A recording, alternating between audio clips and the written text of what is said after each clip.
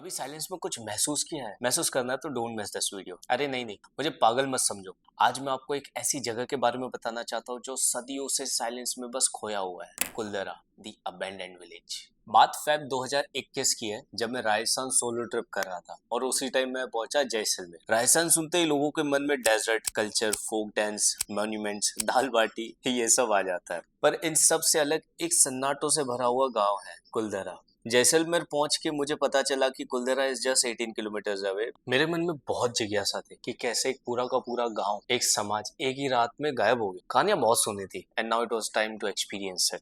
पर साथ ही मेरी फट रही थी, इसलिए I decided to visit in the daytime. When I reached Kuldara, took entrance ticket from the guard. वो गार्ड मुझे बहुत ही इंटरेस्टिंग लगा। उन्हीं से मैंने पूछा गांव के बारे में और उन्होंने बताया कि ये गांव में पालीवाल ब्राह्मण रहा करते थे। ईयर 1825 की एक रात अचानक कुलदरा के सारे लोग और आसपास के 83 गांव अंधेरे में ही गायब हो गए। उन्होंने बताया कि सलीम सिंह, जो उस वक्त के जैसलमेर का बहुत ही दुष्ट प्रधानमंत्री था, उसकी नजर कुलदरा गांव के मुखिया की बेटी पर थी and he was just so obsessed with her. Salim Singh ने मुखिया की बेटी का हाथ मांगा और धमकी दी कि शादी नहीं करवाई तो पूरे गांव का बुरा हाल कर देगा। गांव में डर का समय था कि वो अपनी बेटी को ऐसे इंसान से शादी कैसे करवाते, और इससे बचने के लिए सबने गांव को रात में ही छोड़ने का फैसला लिया और श्राप दे दिया कि इस गांव में कोई कभी सेटल नहीं हो पाएगा। कहते हैं श्राप अभी भी कायम और इसी वजह से कोई भी इंसान अपना घर वहां बसा नहीं पाया, इसलिए it is called the abandoned village. ये कहानी को मैं अपने मन में रख के आगे की ओर बढ़ा। स्टार्टिंग में कुछ टूरिस्ट थे, वहां पर शोर हो रहा था, इसलिए मैं थोड़ा ज्यादा अंदर की तरफ चला गया गांव में। अचानक वहां पर पिन ड्रॉप साइलेंस,